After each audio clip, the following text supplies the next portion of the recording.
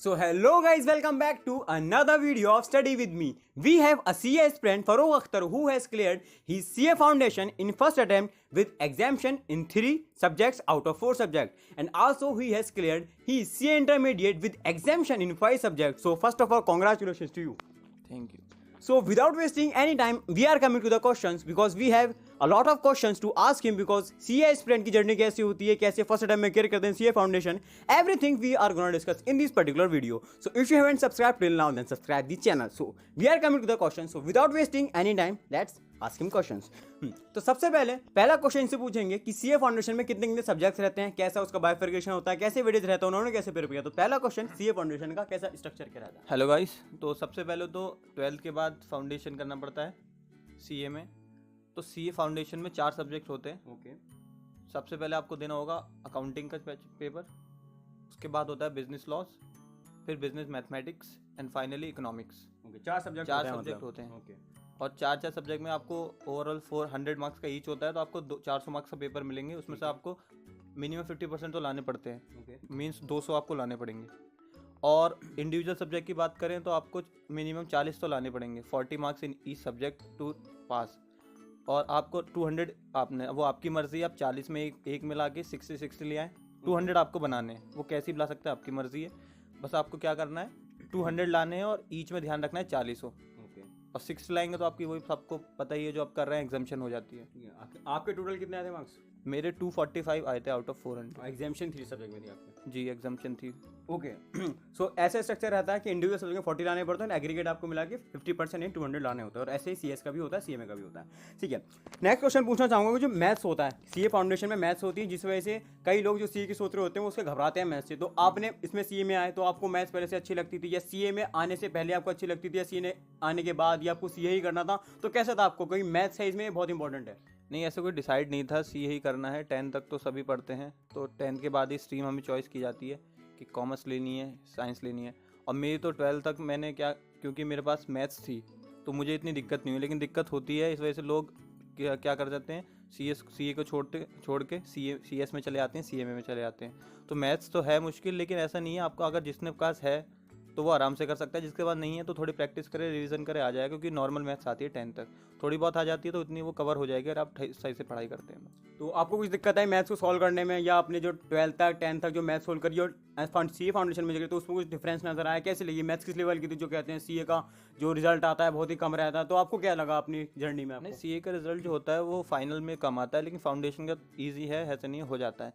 आप पढ़ो ना, आप ठीक से पढ़ोगे, क्योंकि आपकी तैयारी वही हो रही होती है. 12th की भी हो रही होती है, उसी के साथ वो सेम उसका सिलेबस है. थोड़ा सा वास्ट है लेकिन सेम सिलेबस है. जो आपको 11th में आपने 12th में पढ़ा होगा वही सब आता है. थोड़ा सा आता है एक्स्ट्रा, लेकिन वो हो जाता है कवर. तो जैसे कि बताया उन्होंने, CA फाउंडेशन 4 सब्जेक्ट होते हैं, तो इनकी स्ट्रेटेजी देखते हैं क्या रहती है इनकी एक सब्जेक्ट में. तो पहला जो आपका सब्जेक्ट रहा मैथ्स, जो कि सभी डरते हैं, तो आपने उस चीज़ को कैसे टैकल करा, कैसे मैथ्स में कितना स्कोर था पहले आप ये बताओ, उसके बाद कैसे टैकल करा सारी चीज़ों को. मैथ्स में मेरा 52 था आउट ऑफ 100. और वो जो होता है, वो मैथ्स का जो पेपर है वो ऑब्जेक्टिव टाइप होता है, तो उससे क्या जी MCQ होता है. तो अकॉर्डिंग टू पेपर मैंने तैयारी करी थी. लिखना मतलब था नहीं, तो क्वेश्चन सॉल्यूशन से मैं रफ में करता था, ऐसा कुछ पैटर्न नहीं बना रखा था. और जो मुश्किल होते थे उनको मैं ज़्यादा बार करता था. थोड़े चैप्टर ऐसे थे तो मुश्किल थे, उनको मैं ज़्यादा ध्यान देता था. जो ईजी थे पता था हो जाएंगे, तो वो स्क्वायर रूट हो ऐसे चैप्टर थे तो वो इजी एक बार में हो जाते थे. बाकी जो एंड टाइम पे मैं देख लेता था, जो क्वेश्चन हार्ड हैं वो मैं करके गया था. तो कुछ ऐसी मैथ्स के लिए आपने पास्ट क्वेश्चन सॉल्व करे, या कोई स्कैनर कुछ ऐसे सॉल्व करा, या कैसे आप नहीं किया. देखिए, स्कैनर ज़रूरी है, लेकिन उस टाइम मैंने नहीं किया था, क्योंकि मुझे उस टाइम में पता भी नहीं था स्कैनर होता क्या. क्योंकि मैं नया था फाउंडेशन में. जो मैं तो दोस्तों से, जो मेरे टीचर्स थे 12th में, और जो बाकी गाइडेंस से थोड़ा बहुत मिला, उसके से मैंने पढ़ा है. लेकिन स्कैनर ज़रूरी है, करना चाहिए. आपको ले लिएगा, कहीं आपको मिल जाएगा. अगर आपको स्कैनर मिले तो अच्छी बात है, वरना इन्होंने बिना स्कैनर के किया था, ऐसा कहना चाह रहे हैं. दूसरा जब सब्जेक्ट होता है आपका बिजनेस लॉस, तो बिजनेस लॉस कैसे आपने करा, कितना इसमें स्कोर किया आपने. बिजनेस लॉ जो एक ऐसा सब्जेक्ट है, वो तो नया था बिल्कुल. अकाउंट्स भी 12th में पढ़ रखी थी, मैथ्स भी, और इकोनॉमिक्स भी पढ़ी होती है अगर आप कॉमर्स से स्टूडेंट हैं तो. लेकिन बिजनेस लॉज जो था वो सेल्फ स्टडी करा और यूट्यूब से चैनल देखे. फिर आपको उसकी थोड़ी लैंग्वेज हार्ड होती है, तो वो आपको खुद समझ नहीं होगी. थोड़ा बहुत आप देखिए किस तरह के, आपने सीनियर से पूछिए, टीचर्स अगर आपके पास कॉन्टैक्ट्स में हो उनसे पूछिए, हो जाता है वो. बिजनेस लॉ में अच्छा स्कोर कर सकते हैं आप. अच्छा स्कोर कर सकते हैं. मेरा 69 था.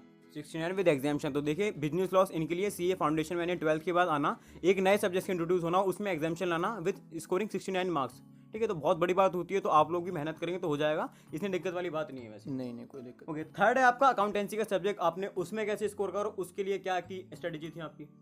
अकाउंटेंसी में स्ट्रेटजी ये थी कि वो असल में जो एग्ज़ाम पढ़े थे वो उसी के आसपास पढ़े थे, बोर्ड के एग्ज़ाम के, 12th के बोर्ड थे, तो उसमें तैयारी मुझे बस क्या करना था, एक दो एक्स्ट्रा रिवीजन करने थे, क्योंकि फिर सारे कंपनी लॉ आया था, पार्टनरशिप कंपनी अकाउंट्स आया था, पार्टनरशिप आया था, तो वो सब तो मेरे 12th में चल रहे थे, तो मुझे बस उसका एफर्ट थोड़ा ज़्यादा लगाना था। जो नए सब्जेक्ट थे उनको पढ़ना था, कंसाइनमेंट हो गया, ये सब हो गया, तो ये पढ़ना था। तो मैंने पढ़े क्वेश्चंस, प्रैक्टिकल क्वेश्चन तो मैंने सारे करे, रिवीजन करे, 2-3 बार करे, तो हो गया। तो ऑलमोस्ट सिलेबस 12th का और सीए फाउंडेशन का अकाउंटेंसी का सेम था। हाँ, ज़्यादा होता है थोड़ा सा, लेकिन ठीक था।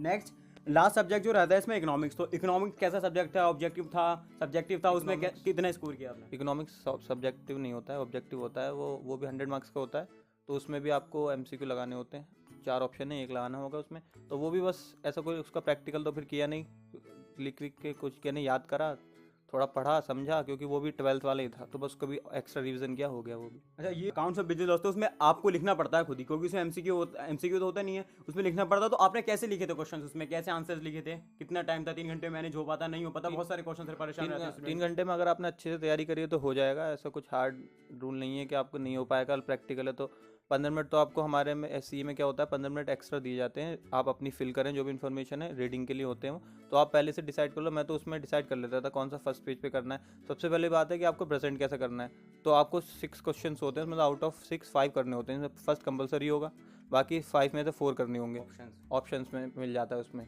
तो आपको खुद ही डिसाइड कर लो, आपको सबसे पहले 5 में से आप सर्च कर लो, आप अपना कैलकुलेट कर लो कौन सा सबसे अच्छा मुझे आता है, क्योंकि प्रेजेंटेशन बहुत ही मैटर करती है, तो उसको आपको देखना पड़ा, तो उसी हिसाब से आपको करना है।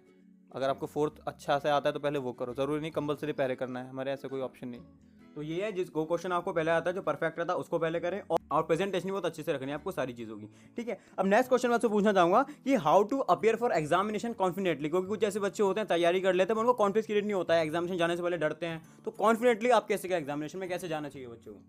नहीं, कॉन्फिडेंस तो ज़रूरी है। अगर आप पहले से ये फर्स्ट आपका, अगर आप नए नए जा रहे हैं फाउंडेशन में, पहली बार देंगे तो घबराएंगे, तो पता नहीं कैसे आएगा, लेकिन ऐसा कोई हार्ड नहीं होता है। जैसे आपने 12th में बोर्ड दिए होंगे, 10th में बोर्ड दिए होंगे, तो जो बोर्ड दे चुका है उसको तो होगा, बस जैसे जाना है, टीचर्स आपको देंगे एग्जाम, आपको लिखना है, OMR शीट भरनी होती है, आपको इन्फॉर्मेशन फिल करनी होती है, तो कॉन्फिडेंस होकर जाना है, तैयारी होगी तो कोई टेंशन की बात भी नहीं है। ओके, तो विदाउट टेंशन जाना है आप लोगों को, कॉन्फिडेंटली जाना है, आराम से हो जाएगा।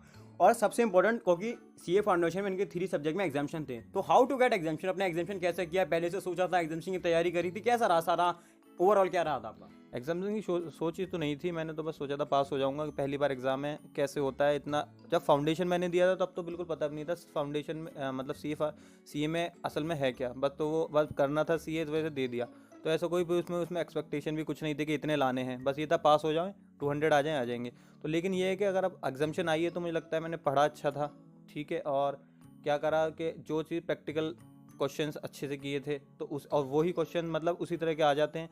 स्टडी मटेरियल पढ़ना ज़रूरी है, तो क्योंकि उसी में से लगभग उसके क्वेश्चन आ जाते हैं। तो ICAI का जो मॉड्यूल होता है, वही मॉड्यूल स्टडी मटेरियल, वो बहुत इंपॉर्टेंट है, आप लोग वो पढ़ना चाहिए आप लोग। और जो पास्ट पेपर्स आ सकता है, अगर आप सिर्फ पढ़ लें, वो खुद ही पढ़ लें स्टडी मटेरियल, ICAI का जो मॉड्यूल्स होते हैं आपके ज़बान में, तो वो आ जाएंगे। मतलब उसके बाहर कुछ नहीं आता, मॉड्यूल के बाहर नहीं आते, एक आध क्वेश्चन आ जाते हैं जो आपके उसके अकॉर्डिंग नहीं होंगे जो सिलेबस होगा, लेकिन उससे सेम होंगे, क्योंकि सिलेबस के आउट ऑफ तो दे नहीं सकते वो।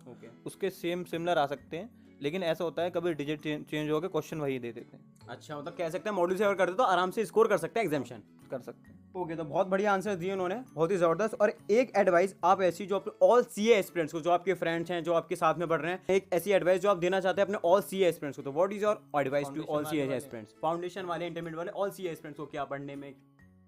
मेरी तो यही एडवाइस है, आप सबसे पहले डीमोटिवेट ना हो, ठीक है। अगर आपका अटैम्प्ट लगते हैं तो उससे भी डीमोटिवेट नहीं होना चाहिए कि लग गया मैं क्या करूँगा, मेरा एक अटैम्प्ट निकल गया। अटैम्प्ट मायने बाद में रखेंगे, पहले आप करिए, पहले एक क्लियर करिए। अगर आपके नहीं रह जाता है कोई भी, फिर से तैयारी करिए, फिर दिए, कोई टेंशन की बात नहीं है। अच्छा, ठीक है। तो ऐसे क्या होता है ना, सीए का रिजल्ट पहले से ही कम होता है बहुत, ठीक है, बहुत परसेंटेज कम आती है, पासिंग परसेंटेज, उससे क्या होता है बच्चे डर जाते हैं। तो इनका कहने का मतलब है ठीक है, अटैम्प्ट लग रहे तो कोई दिक्कत वाली बात नहीं है, उसमें और इंप्रूवमेंट करके आप तो यही कहना है, अगर आप बोल रहे हैं कि जैसे 5% रहता है उसका रिजल्ट सीए का। सीए का। तो आप ये मानिए ना उन 5% में मैं आऊँगा, ओके, ये कॉन्फिडेंस नहीं आना बस, और क्या, ये रहना है कि मैं आऊँगा ना 5% में, तो जरूरी थोड़ा ना 95% में रहना है, 5% में रहना है आपको, तो उसके हिसाब से तैयारी करिए। तो आपको 95% जो फेलियर्स हैं, जो फेल होते हैं, उन पे डिसाइड आपको फोकस नहीं करना है। आपको ये दिखना है कि 5% है, उस 5% से आप आराम से आ सकते हैं। सो इनका ही कहना था। जी, और खैर अब तो थोड़ा इम्प्रूव हो रहा है, अब तो इस बार जो रिजल्ट आया था वो ज़्यादा आया था, प्रीवियस में बहुत कम आता था, अब तो ज़्यादा आने लगा है, तो टेंशन की बात नहीं, इसका मतलब बच्चे पास हो रहे हैं। तो बहुत ज़्यादा अच्छे आंसर दिए उन्होंने, बहुत ही ज़बरदस्त आंसर दिए। आई होप आपको इस वीडियो से बहुत ज़्यादा हेल्प होगी आपका क्रैक करने में CA foundation first attempt, because जो बंदा खुद क्लियर करता है फर्स्ट अटेम्प्ट में वो अच्छे से बता सकता है।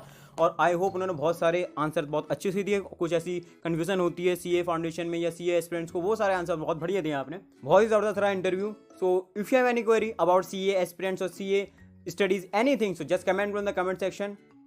Thank you so much for giving your precious time and guide all us aspirants of CA, CS, CA में। मिलते हैं नेक्स्ट वीडियो में। Till then, subscribe my channel.